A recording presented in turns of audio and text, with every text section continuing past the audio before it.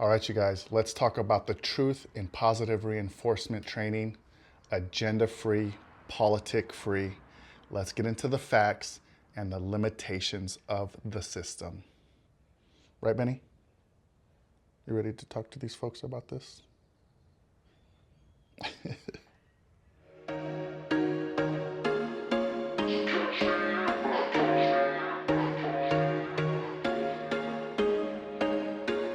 There was once a day that I would pray for you. I'd go and misbehave just so you'd notice too. Sneaking looks up and down from across the room. And damn, what a hell of a view. I feel good, you look great. All right, you guys, here's what I want you to understand about positive reinforcement training. We're going to talk about this like agenda-free. Like, I'm not here to push you into the idea that you should only use positive reinforcement training and you shouldn't like consider like correcting your dog in dog training, okay? I want you to really understand that positive reinforcement training is incredibly powerful, but it's not a complete system within itself. It has limitations, okay? And then another thing I really want you to understand is you can break dog training down into two concepts of motivation. Without giving you a 9-hour PowerPoint and do a whiteboard and all that kind of stuff, I just really want you to understand that we can essentially break dog training down into two concepts of motivation, okay? A dog is motivated to listen to you and offer up behavior in exchange for something that you have, which is usually like food, right? Food is a very powerful motivator for dogs. And so like there's this idea that dogs listen to us or will listen to you just because. Like, that is one of the biggest misconceptions in all of dog training. Dogs are living creatures. They need motivation to do things, just like we need motivation to do things, right? I want you to really, like, I want to give you an analogy here. Like, us as human beings, we've created a system of motivation. We go into, we offer our time and our obedience and our ability to cooperate with others in a workplace environment in exchange for currency, okay? That's our motivation. We're motivated to like not beat up our coworkers. We need money, right? We're motivated to act in ways that we would not otherwise act if there wasn't something in it for us, okay? So motivation in dog training is huge. You need it, okay? And there's two ways to motivate dogs. You motivate them through food rewards. You know, they're gonna offer you behavior in exchange for something that you have. And then they're also motivated to like not engage in certain behaviors to avoid being corrected, okay? Like punishment is a powerful motivator. Humans have been using it with each other forever. Now, there's a whole separate conversation in regards to whether or not we should be physically punishing other human beings. And this movement has trickled its way into dog training. But without going too further into that, I just want you to understand that punishment is a motivator, okay? It's powerful and it works very, very well because dogs are like us. They're motivated to avoid things that are unpleasant, okay?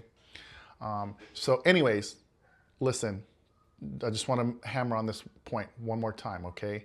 Dogs don't listen to us just because. I see it all the time when I go into people's homes.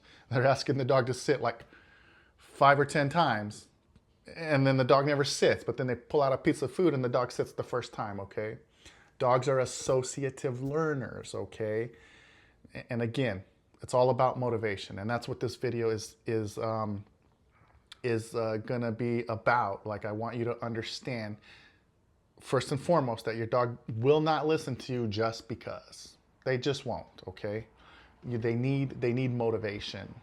Now, the other thing I want you to understand about positive reinforcement training is that it's incredibly powerful in controlled environments, okay?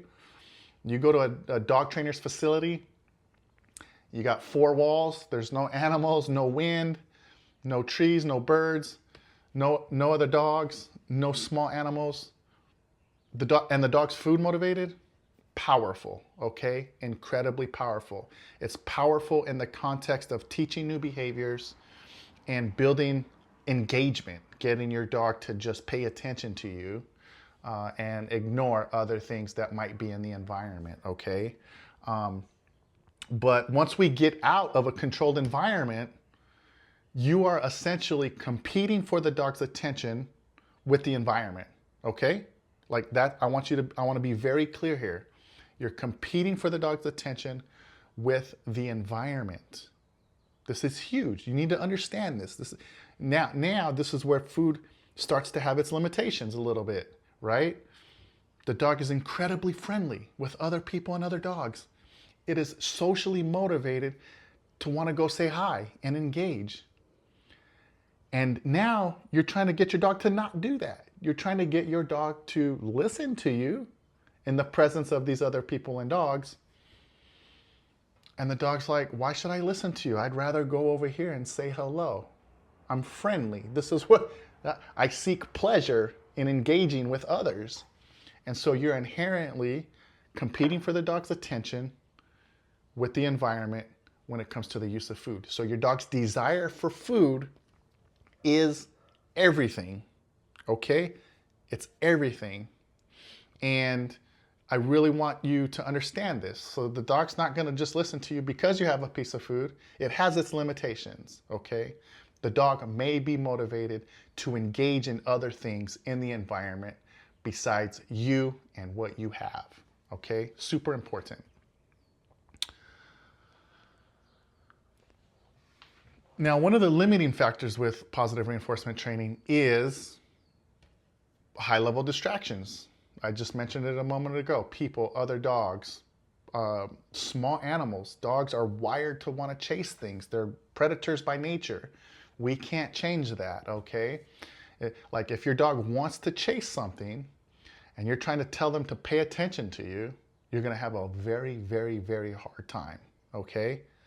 The dog, in order for this to work, the dog has to be more motivated to listen to you than it is to chase the small animal. And so at this point, you're starting to struggle a little bit with like what the animal is wired to do. And you got to also understand there's an inherent self-reinforcing component involved with chasing small animals. Like, as a predator, dogs kind of only succeed at catching their prey a very small percentage of the time, right? And so in order for them to want to keep doing that, it has to internally, biologically, inside, it has to feel good for them to want to chase those things. Otherwise, they just give up on it, right? But then the species just wouldn't survive. So listen, positive reinforcement, I like to refer to it as reward-based training, okay? Because positive reinforcement, I'm not a fan of the word. I like to use reward-based training instead. But listen, it's only as good as the dog's desire for it in any given circumstance, okay? Super important to understand. Now, with that being said, not all dogs are food motivated, okay? There's different tiers of motivation. You have your dogs that are incredibly highly food motivated. You have some dogs that are mildly food motivated. And then you have other dogs that aren't motivated at all. Listen, we live in the fattest nation on earth, okay? Dogs are becoming obese just like we are. And you need hunger drive. In order for it to work, the dog has to be hungry and the dog has to want the food, okay? So here's the nice thing. Dogs that are highly food motivated, lovely, lovely. Your dog will literally go into a highway, sit on the yellow dotted line, and let cars fly by them at 60 to 90 miles an hour, and that dog won't move because it wants the food that bad, okay? Also, dogs don't interpret the world the way that we do. They don't intrinsically see the danger involved with that. But I'm just trying to give the example that the dog will do extreme things in order to access that food. So these highly food motivated dogs, lovely to work with, okay? A lot of times, we don't have to lean into correcting them or punishing them much at all. Like, if they mess up, we'll just like ask them to do it again, and they'll try again to do whatever it is we're asking them to do in order to get that piece of food from you, right? Now, then we have our mildly food motivated dogs. These dogs have a little bit of motivation, but these are the ones where you really struggle with the environment. Okay, you're out in the park, you're trying to get your dog to do sit stays and down stays, but they're all over the place. They're like, they won't even look at you, right? They'll look at you when there's four walls and a roof and there's no wind or trees or grass or people. Like, they'll listen to you there, right? And in some instances, you have to provide that mildly food motivated dog with a lot of reinforcement, meaning you have to treat them a lot. And I personally have experienced this with one of my dogs I trained early in my dog training career. It was a pit bull. His name was Big Mac, and he was food motivated. I was able to do some competitive dog stuff with him. But the issue with him is like, and he'd be all chippery, right? Like, he was all about it. He's getting a lot of food reinforcement. You could see the enthusiasm in his body language. But the thing with competitive dog training is, like, what I want you to understand is, like, in the context of an obedience routine, you're asking the dog to go into a pretty controlled environment, and you're asking them to do more for less, okay? And for a mildly food motivated dog, this could be a real problem. And my dog, he would flatten out. When I started spacing out these rewards, like, he's all chippery, and then he's like, all right. Eventually I know I'll get something. So this dog would literally flatten out. And these dogs, these mildly food motivated dogs, if you're not considering any sort of like corrections in your training, you're going to struggle very, very, very hard with this dog based on the circumstances, right? Like, you know, like, if punishment is out the window for you and it's all about the food, and you have this mildly food motivated dog, he'll do some things for you. And, you know, he will work hard in certain circumstances and not others in order to get the food. But there's going to be a lot of things you're going to be competing with, and it's going to be a real struggle, right? And so the only way we can get reliability out of the dog is to consider corrections in certain circumstances. Otherwise, the dog learns to ignore you, right? And that's not good for us, right? So if the dog's not motivated to do something in exchange for what we have, then we have to say, hey, sorry, you have to do this. And if you're not willing to do this, then you shouldn't be putting these dogs in these compromising situations. And that tends to be how it works for the positive only group. They take their dog out there, and if they can't get them to listen to food, they're like, I'm just not going to put the dog in this predicament. Now, an argument can be made whether this is a quality of life thing, right? Is the dog, you know, are we restricting the dog too much, and is he suffering in regards to quality of life? That's a topic for another video, but I just want you to keep in mind, mild food motivation can be a real problem. And then you have the dogs that they just aren't food motivated at all. And we're probably talking about fearful dogs here, okay? At least in the context of pet dogs. They're too worried about the environment. They think something's gonna get them. It's all about survival for them, and all bets are off. Food is off the table until I'm safe, right? So dog trainers tend to acquire these highly food motivated dogs, and these dogs look fantastic. They do a lot of great things. They work really hard to do what you want, and training looks fantastic to someone who doesn't thoroughly understand how motivation works, okay? So keep those things in mind, okay? Now, the other thing I really want you to keep in mind is the fact that in some of these positive reinforcement only circles, there's this idea that you can get away from food after a little while. And I want you to understand that is false advertising, okay? Hugely false advertising. Here's the deal. Let me give you the best human analogy that I can give you, okay? Dogs, I mentioned earlier, like, you got to give them motivation to listen to you. And if you start pulling that motivation away, dogs are less likely to listen to you. Or if you don't have a treat available, the dogs are less likely to listen to you, okay? Super important. Let me give you a human analogy here. You work for currency, right? I mentioned that earlier. You go to a place of work for currency. What if they cut your pay in half? How much? What is that going to do to your motivation? What if they take it away completely? Right?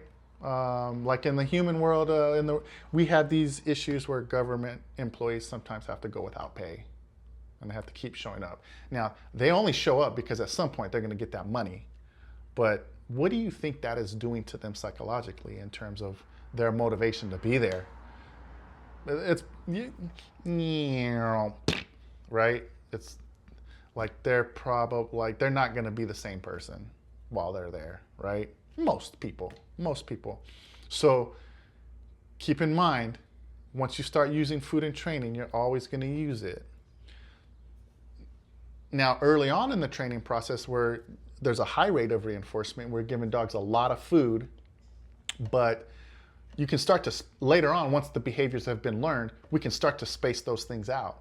We don't need to reward every single little thing every time. We can start to space these things out once the dogs have learned what we're asking them to learn, right? And then, like I mentioned earlier, if you're talking about competitive dog obedience, especially like in an obedience routine in a ring, you spaced out the rewards so much that the dog understands that they're going to do this. They're going to do all of these behaviors for you for an extended duration to get that reward. And we do that too. We only get paid once every 2 weeks, once a week. We don't get paid every day, right? In the human workplace. So it's really important to understand that, okay? Like, once you start using food, you're always going to use it. Don't get away from it. And if a dog trainer is telling you you can get away from food, they are lying to you. I'm sorry. That is a fact. All right? I think the last thing that I want to make mention of is just the fact that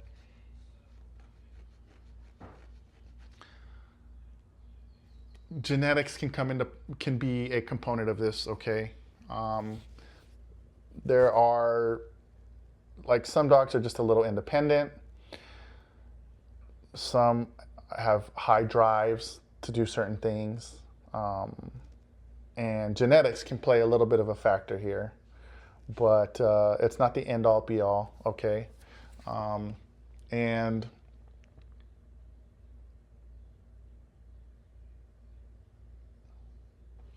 I think those are the finer points. I'm just looking through my notes and making sure that I touched on everything that I wanted to touch on.